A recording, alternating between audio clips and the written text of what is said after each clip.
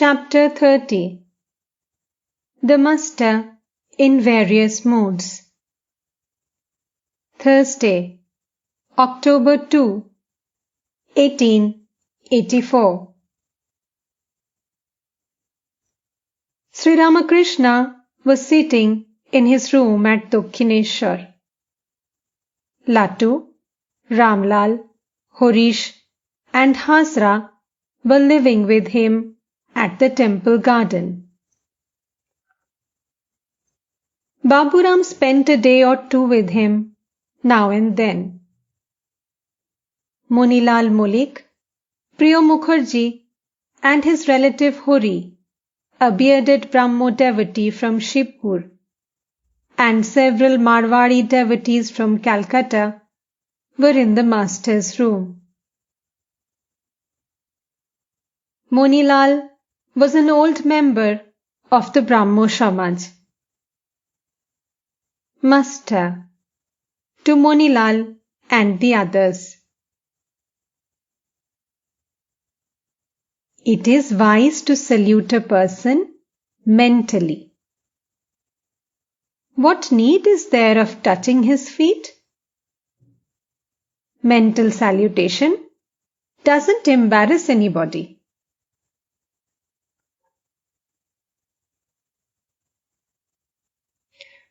The attitude that my religion alone is right and all other religions are false is not good. I see that God Himself has become all these: men, images, and Shaligram. I see one alone in all these. I do not see two.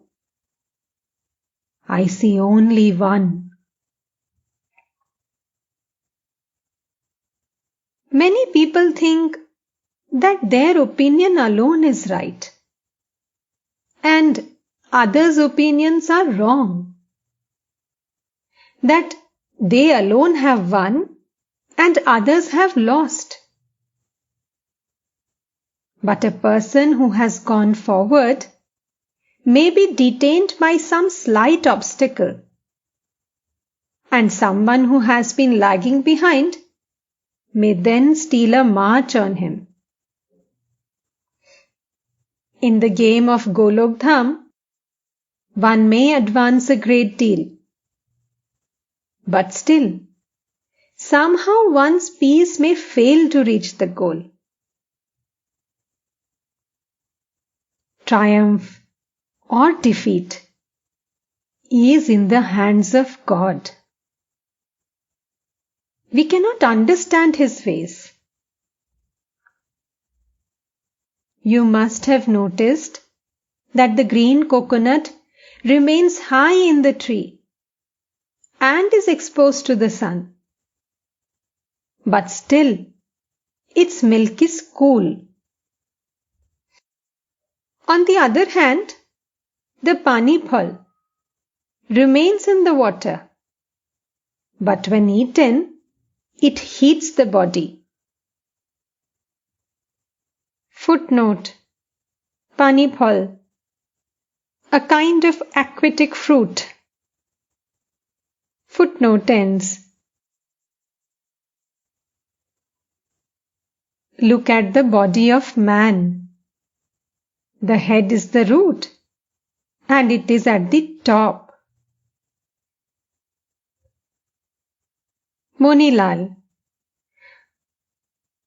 what then is our duty? Master: to remain somehow united with God. There are two ways: Karma Yoga and Mano Yoga. Householders practice yoga through karma, the performance of duty. There are 4 stages of life: Brahmacharya, Grahastha, Vanaprastha and Shunnash. Sannyashis must renounce those karma which are performed with special ends in view. But they should perform the daily obligatory karmas, giving up all desire for results. Sannyashis are united with God by such karmas as the acceptance of the staff, the receiving of alms, going on pilgrimage, and the performance of worship and japa. It doesn't matter what kind of action you are engaged in.